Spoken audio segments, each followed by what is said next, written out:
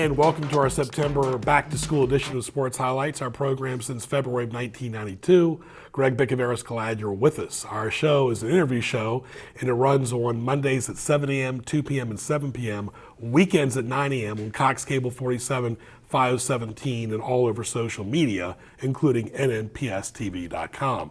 When you think of September, you think of football and, of course, my birthday. But let's talk to our good friend Doug Pereira. He's the head football coach at York High School for several decades. Good to see you. Hey, it's great to be here. Thank you. You've had quite a legacy there, a lot of success, and a lot of former Newport News coaches have coached at York High School. Bob Pierce and Bob Schmidt come to mind. Yes, sir. Legendary guys. Coach Schmidt especially, a great guy. You know, and of course, his daughter is our principal. So he still comes around, still has a little motivational speeches for me sometimes, and I really enjoy talking to him. Talk about the parents there, the family. It's a really tight-knit community there on game day especially. Oh, absolutely. I mean, the entire Bay Rivers District is pretty good about the fans in the stands on Friday nights, but especially York County, especially York High School. We have a very special, just a whole atmosphere at our school these days, and our principal, Shannon Butler, has a lot to do with that. She really pushes for that high spirit, and so it's fun. And Friday nights with the stands packed out, we enjoy that for sure. And you push that energy during the week, and it builds up on game day. Well, that's natural. I mean, that's part of the game of football, and you know, we do talk just like any other school about protecting our field, protecting our house, and getting out there on a Friday night and making sure we're taking care of our business as much as possible. Which is a unique situation. Of course, York High School plays pretty much at their own home field, but so does Grafton and Tab. They also play over there as well. Right. So when you're playing them as an opposing team, you're still at York High School. Yes, correct. And that's the unique scenario that we have with those two schools, and it's a great rivalry with both of them, especially Tab. We've always said that they are our biggest rival. But on a Friday night, if we're the away team, all we're doing is changing our jersey and switching sides of the field. Mm-hmm. And so is that an advantage? There are some advantages to that for sure. Right. And, of course, you've had players that have come back to you and been on the coaching staff. You've seen people go to college. Yes. You've seen great rivalries at Poquoson as well. Mm-hmm. So it's really something for everyone. 100%. And Poquoson is another great rivalry. Enjoy it. I actually like playing games at Poquoson sometimes. Mm-hmm. You know, so we're blessed with regards to the rivalry element for sure, and the schedule that we play each year. I love it. Mm-hmm. And football is one big network. I mean, you've worked with Creighton Incomenius, who played for me, one of the premier coaches of all time, and Dennis Kozlowski at Bethel High School, who won 3 state championships. Mm-hmm. I thought Creighton's Bethel team his senior year was the most talented team I've ever seen, bar none. They beat Hampton that year and lost to them in the regular season. They played them non-conference in regular season. But you guys, like you said, you've had great rivalries. You're good friends with Danny Dotson. Yeah. You scrimmage Woodside every year. Yeah. They're actually closer. Woodside and York High School are closer than any Newport News school are, geometry-wise. So It was a great rivalry even as a scrimmage. 100%. They're the closest school to us no matter what. And they're right down the street. So we started the scrimmage about 12 years ago, and you know we treat it as a game each time, and it's fun because both teams line up ready to go. Right. There's no fooling around. And at one point, Gloucester, which is in the Peninsula District now, used to be in the Bay River and York River District back then, as it was called. That's a good rivalry. Yes, I mean it's become one for sure, and we call it the Battle of the Bridge because you know we both have to cross the same bridge to get to these two stadiums. And so we enjoy playing the game to start out the season each year with Gloucester for sure. Talk about your turf field. You guys are innovators in that. Newport News just started it in 2024. What are your thoughts about it? How has it evolved as far as the makeup, the composition of the field? Well, the field itself is awesome. I absolutely enjoy it. When I was getting hired, I came from Essex High School in Tappahannock, where we used to have to paint the field each Thursday before the game. And when I was asking them, you know, who paints this field, they told me, you don't touch the field. And I was like, okay, I'm in. Let's go. Yeah. Because that's a lot of hours. But I will tell you, it's kind of neat. I coached the very first game on the field turf in 2007, 24 hours after it was finished. Wow. And that was my first game. And we walked out on a Saturday afternoon and played the game against New Kent. And then I also, they pulled the turf up 2 years ago and put the next, new set down. I coached the very last event on that turf before they pulled it up, and that was our win in the playoffs against Booker T. So I know Heritage really enjoyed playing there. They played against Tab, I believe, in the postseason, Yes. and that's become a pretty good rivalry as well. yeah, definitely. And we've had Phoebus come to us, from the from the peninsula once and play on our field, and they really enjoyed playing up there too. It's a special place. It really is. And let's talk about that, because for a long time when I grew up, it was AAA, AA, single A, and you would never see York playing Hampton or Bethel or Phoebus. Now, back when Charlie Hovis was coaching Tab, they were in the Peninsula District for a couple years, Yeah. and they would play Bethel. But Bethel and Tab were on the same road, technically, Big Bethel Road. But what are your thoughts about that? Because when people look at it like, okay, York High School, great season, they worked so hard, what is the reward to play a perennial state power in Phoebus? Your thoughts on that? Well, Phoebus is extremely good, and we all know that. And they've knocked us out of the playoffs 7 times, I believe it is now. And so that's a tough thing to talk about, but it's also a tribute to how good they are.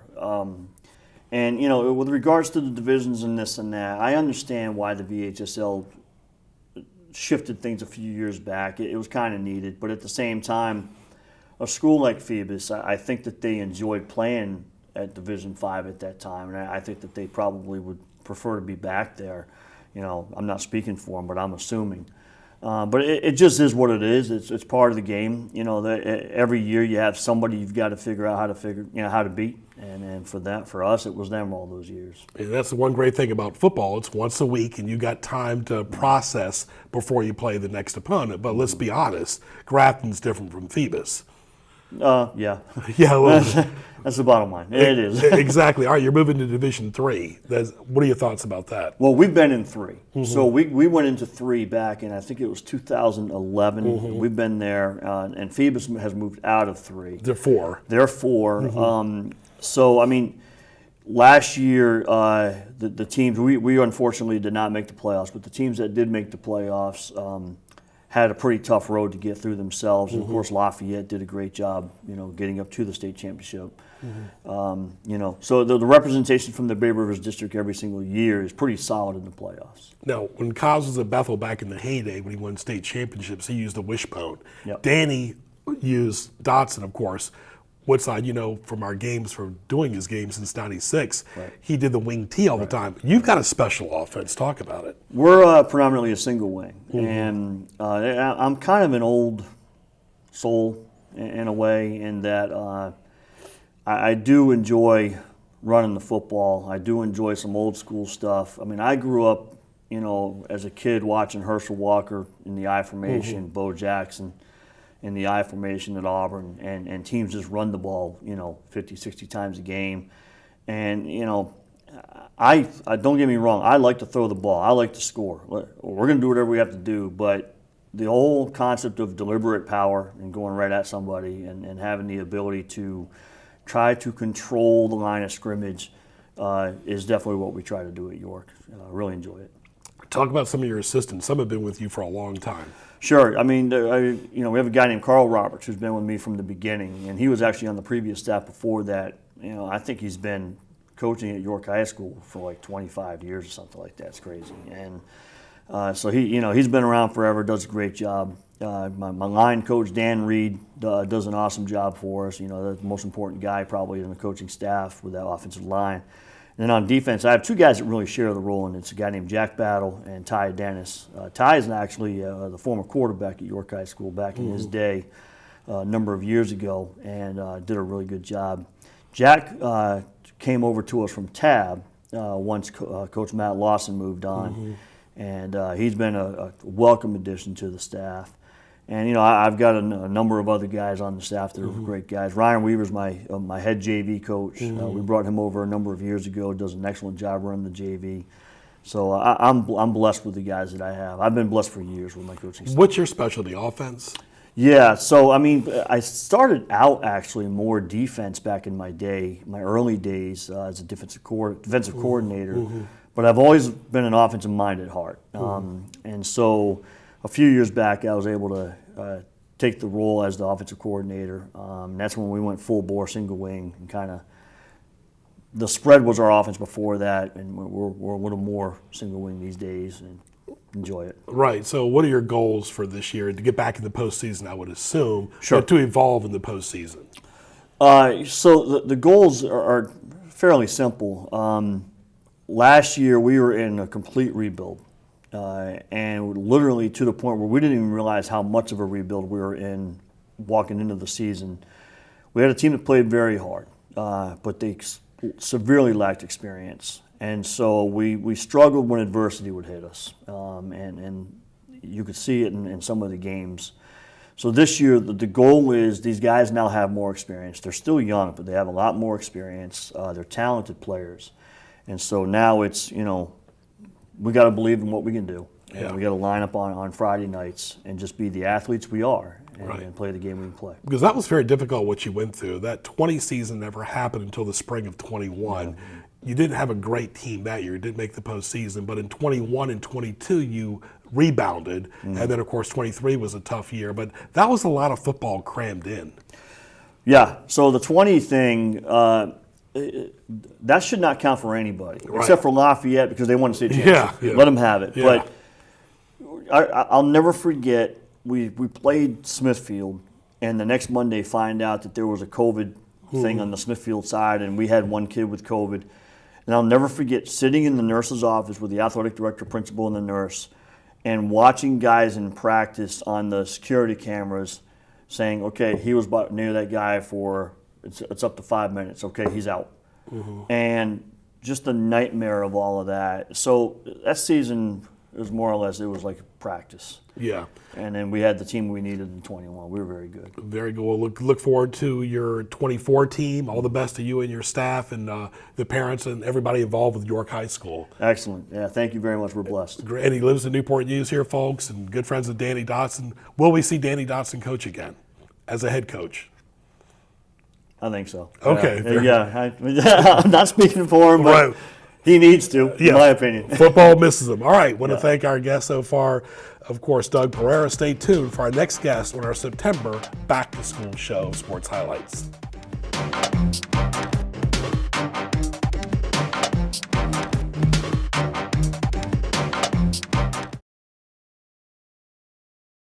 You're watching NNPS TV.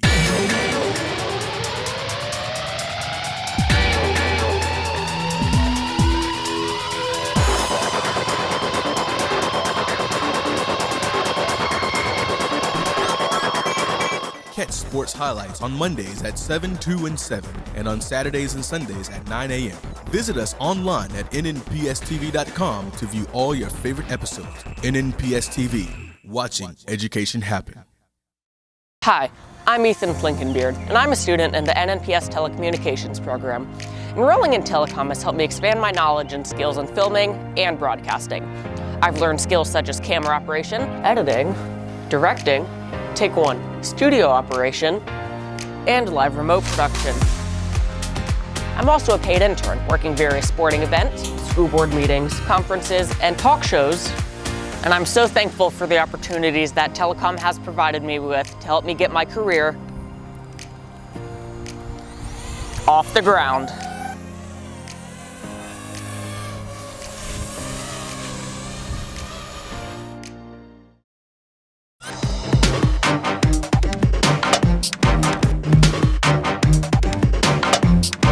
And welcome back to our second segment of our September Back to School show, talking to John Krikorian, the men's basketball coach at CNU.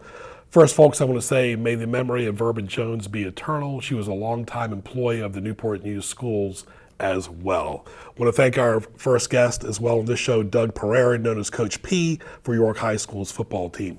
John, good to see you. Greg, thanks for having me on. Yeah, congratulations on your daughter going to UVA. Yeah, exciting times. I got Lily, my daughter, valedictorian at Menchville, really exciting, heading to UVA. Catherine, a year behind her, and she'll play field hockey and then go on and do whatever's next for her. And then I got Jack, my 11-year-old, who's heading into middle school. So exciting times here in Newport News. And got to mention your wife too, a big promoter of Hilton Village over the years, whether y'all live there or not, right? Yeah, no, Hilton was home for a long time. We Right. moved to Riverside, but my wife Emily is a local real estate agent, realtor, and she's killing it. And it's been really fun to see her grow her business here. Oh yeah. Before we talked about the upcoming season, as we're in September, you had some great camps this past summer, and of course, I know you look forward to the camps in 2025. We love camp. It's one of the things when I arrived in 2010 that was really important that we get our camp game off the ground. It's a great way, really, for two reasons. One, gives our players a chance to come back in the summertime, those that maybe don't have a full-time job and work, get some money, work, Yeah. and they enjoy being part of the community. But the second and more important part is having our players involved in the community in that way. So now we'll have 300 to 400 kids come out through the summer through our camps. These are kids that are coming to our games during the season. Their parents are coming to games. We see the kids at the local Food Lion, Harris Teeter at the mall, and hey, Coach K, or hey, to one of the players. And so I think through the camps, we've really been able to connect to the community more so than we probably could otherwise, and we really enjoy doing it. It's a really fun time of year. And they can see you and the staff and your former players in a more relaxed atmosphere and not as stressful. And it's great to see the former players coming to the camp, and giving their engagement to the younger players. Yeah, we love it. It's a huge part of our culture and what we do, and our incoming guys will arrive early in the summer and work a few weeks at camp, and they get ingrained in the culture as well. So it's been really good to us. I remember going to Wade Mary's basketball camp when Coach Parkhill and his brother were running it. They would bring Jeff Lamp or Gus Gerard back. It was a big moment as a kid to be on your own, to go to the cafeteria. It was a big deal. Let's talk about your team there. Of course, not many coaches that seeing you over the years. Bev Vaughn, C.J. Woolham, and yourself. Quite a legacy there. Yeah, and Glenn Russell was in there between Bev and CJ, so I'm only the fourth coach, which is really remarkable. And it just goes to I guess the power and the history and the tradition and all that's great about Christopher Newport. It's a place that you want to be. Right. And we've been there 14 years and really, really have loved our time, and we enjoy it, and we get great student athletes, and we've been able to compete on a national level, and we love the community. It's been really good to us. And people almost expect it. You've won a national championship, of course. You've been to Final Fours. You've been to the pinnacle. I mean, that's quite a success. Not many coaches can say that. You even took on Old Dominion. In a scrimmage, whatever. But it's still. I mean, you are not afraid to play anybody. Yeah, that was something, when I arrived, I thought was really important, that we were not going to back down. We were going to increase our schedule. We subsequently changed leagues, went to a harder league at the Capital Athletic Conference, and we play a national schedule. And, early on, we took some lumps. Even early in the season, sometimes we'll take some lumps. But, I think that adversity really brings your team together and makes you a little tougher and allows you to grow and learn. So, with basketball, thankfully, at the end of the season, you have an opportunity to run through the playoffs and learn and grow and be ready to play. I'm glad I'm not a football coach, because halfway through the season, you might be done. Oh, yeah. But, with basketball, you pretty much, as long as you keep growing, you got a chance at the end to make a run, and that's what a number of our teams have been able to do. How many players back from that championship team a couple years ago that are going to be on the squad this year? Yeah, so that was 2 years ago, so not a whole lot. I'd say probably 4. This past year we had 9 freshmen that were with those guys, and a number of those guys played. And so we will have 13 players back from last year's team that went to the Elite Eight, a bucket away from the Final Four. So a great team in their own right. We're pretty excited about this year coming up. Very good. Talking to John Krikorian. He's a men's basketball coach at CNU, won a national championship, perennial postseason team. And of course, your staff has been very loyal to you as well. Yeah, you can't talk about Christopher Newport basketball without talking about Roland Ross. Absolute staple. Everybody in the community knows him. He has been the reason that myself and my family have felt so comfortable here. He's really paved the way for us. And there's just not a finer human being and better basketball mind than Roland Ross. So we're so glad he's still with us. Yeah. And he's an integral part of every recruit that's played at CNU for the last 40 years. He's had a hand in the development of them as young men. And I don't know where we'd be without him. I'm so glad he's still with us. And then, not just those guys, but then he helps develop our staff. And Right. we've had some great coaches that have come and gone through, and now they're coaching at Division I. I had a coach last year, Dominic Parker, is now the head coach at Rochester Institute of Technology, a head coaching position. It's a huge feather in our cap. And so now we've just moved up, someone that he's mentored, Quentin Acree. So, it's been a great pipeline for young coaches, and they've taught me a lot, and I'm glad to have been able to help them develop and move on to brighter pastures. Right, you got a young squad. What I'm really impressed is Virginia players. I mean, you've got mostly Virginia players on your roster. That is very impressive. We do. For years, all we had was Virginia Right. players. The national championship team only had players from Virginia. This year, we can mix it up a little bit. We got a player from North Carolina and a player from Massachusetts. So, a little unique for us. But, this state is so basketball strong, and especially at the Division III level. You have the ODAC, you have Virginia Wesleyan and Randolph-Macon and Hampden-Sydney. I mean, these are all national championship caliber teams right here within an hour or two that we play. So the competition's fierce, the recruiting's intense, and I think there's a great appreciation in the state of Virginia for this level of basketball. And that makes it enjoyable when we have a packed house or we're playing on TV or whatever it is. Not the only Coach K was Coach K at Duke. There's a Coach K here at CNU, Johnny Krikorian, the men's basketball coach at CNU. And of course, it takes a lot of time, talent, and treasure to get a successful season. You just don't start the successful season in the fall. You've been working on it pretty much since the spring. Yeah, the biggest piece is the culture, right? And that started 14 years ago. And the goal for us is to have established a culture that runs itself really with new players that come on and take leadership roles. So the stronger our internal leadership with our team, the stronger our team is going to be. Sure. And we're starting to see that year in and year out. We got some great returners coming back. John and Colin Hines are brothers from Norview High School. Jamal Madison, their teammate at Norview. And Christian Wilson from Richmond. These are really our upperclassmen this year, returners, all strong leaders. So we're really excited about our juniors and seniors and the leadership they're going to provide. And that's really where it starts for us. But there's a lot that goes on, right? Scheduling, that's on me. We got to go get 25 games. And try to do it in a way that puts us on the national map, but also gives us a chance for success, gives our kids opportunities to go places. We've traveled to Boston. We're going to play in the Jay Billis Classic down in Charlotte. We've traveled to Philadelphia and practiced in the Palestra at the University of Pennsylvania. So, providing experiences for our players is something that's really important to us as well. And all head coaches and business owners are creatures of habit. Do you have a consistency where we eat at this time, uniform, liquids, roster? I mean, a great coach knows who his starting lineup is minus an injury before the game starts. I don't want to hear it. We know it 30 seconds before. You probably already know it. You probably know it the minute the game's over from the previous game. Are you a creature of habit as far as discipline, practice, academics, athletics, activities? Yeah, so I think habits are important, and we have some that I think are really important to our program, and those are things that we want to pass down, and the things that we don't want to think about. We want to do them second nature. We want those to be our habits, But at the same time, we don't want to be just beholden to habits and lack the creativity that's needed. Because when you get to the postseason, in some ways, you got to lean on your habits, but you have to be able to be open to being creative, because you're going to take on some monsters. So you got to be creative and maybe put a guy at a position he hasn't played all season. Or bring a guy off the bench who hasn't been playing much, but he fits that game and that matchup.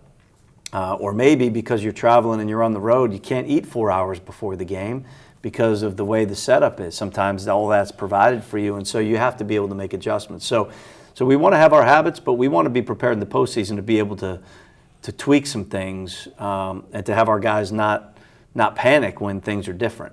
And so throughout the course of the year, you want to sprinkle in some adversity. We eat 4 hours before all the time, but maybe in a game in November, Sure. I'll mess with them and we'll eat 3 hours, just so they know, hey, if this happens to us later in the year, we'll be fine. And you could draw from that experience too, because you were at the Naval Academy, you were an assistant coach at the highest level as well. But let's talk about this animal here. Is when you and I were growing up, it was pretty much practice. There were no phones. Now to get kids to go to sporting events in general, when they grew up with their tablets, their YouTube, and their phones, it's different. Is that a challenge for you and Kyle, the athletic director, every year to try to get more people in the seats, young and old both? Yeah, I think it is. I think it's always a challenge to get these bright, hardworking, engaged students at Christopher Newport that we have that are pulled in so many different directions. They're so accomplished. They're so busy doing things that are going to change the world, and to try to get them all to, we have 20 plus amazing varsity sports, right? And so to try not to spread them too thin and have them be able to come out and support our teams. We have Code Blue games that some of our coaches have started to try to target certain rival games, and that's been good for us. But the flip side to the phone is that you can also hit them at a moment's notice too, 2 hours before the game. Hey, big game, top 25 game, and you can blast that out on social media, and before you know it, shoot, you could do it at halftime. Yeah. Hey, tight game, get here for the second half, Yeah. and you could have 500 kids march into the gym. So, it kind of goes both ways. At the end of the day, the most important thing is that we have a great product, that we play an exciting brand of basketball, that we're getting the word out, that we're providing a family atmosphere for people in the community to come and support these guys and watch these games.